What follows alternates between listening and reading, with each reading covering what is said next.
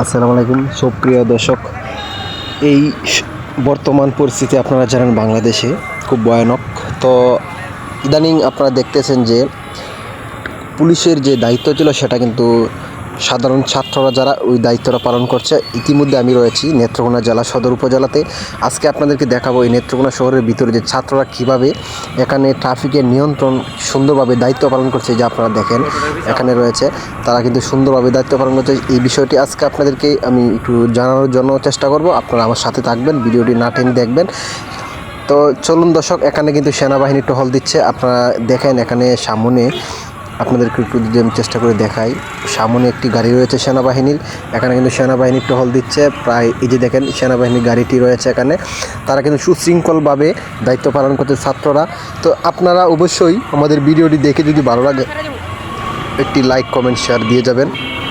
আর এই হচ্ছে এখানকার পরিস্থিতি। আপনারা পুরো ভিডিওটি দেখতে থাকুন আর আপনারা বুঝতে পারবেন এখানকার যে ছাত্ররা কত কষ্ট করে সমাজ সুন্দরভাবে চালানোর জন্য চেষ্টা করতেছে। মেয়ে ছেলে উভয় পক্ষ থেকে কিন্তু সাধারণ জনগণ আমরা যাতে সুন্দরভাবে চলাফেরা করতে পারি। আর হচ্ছে এখানে বৃষ্টির মধ্যে অথবা রৌদ্রের মধ্যে কিন্তু দাঁড়িয়ে তারা এই ট্রাফিকের নিয়ন্ত্রণ পরিচালনা করতেছে। তো আপনারা সাথে থাকুন।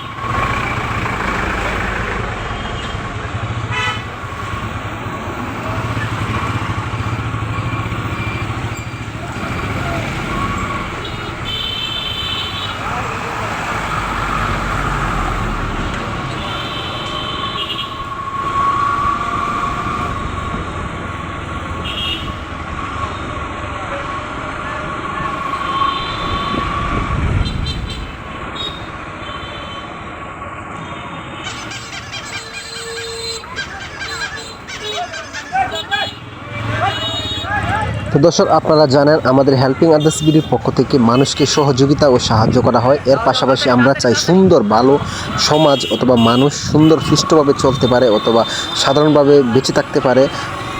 এটাই আমাদের হেল্পিং আদার্স বিডির পক্ষ থেকে কাজ করা হয়, আপনারা জানেন। তো এই যে তারা ছেলেরা কাজ করতেছে বৃষ্টির মধ্যে অথবা রৌদ্রের মধ্যে, ছেলে ও মেয়ে উভয় তারা এত কম বয়সে সুন্দরভাবে দায়িত্ব নিচ্ছে। এই জন্য আমরা তাদের সাথে শেয়ার করতেছি। সবাই ভালো থাকবেন, সুস্থ থাকবেন। আল্লাহ হাফেজ।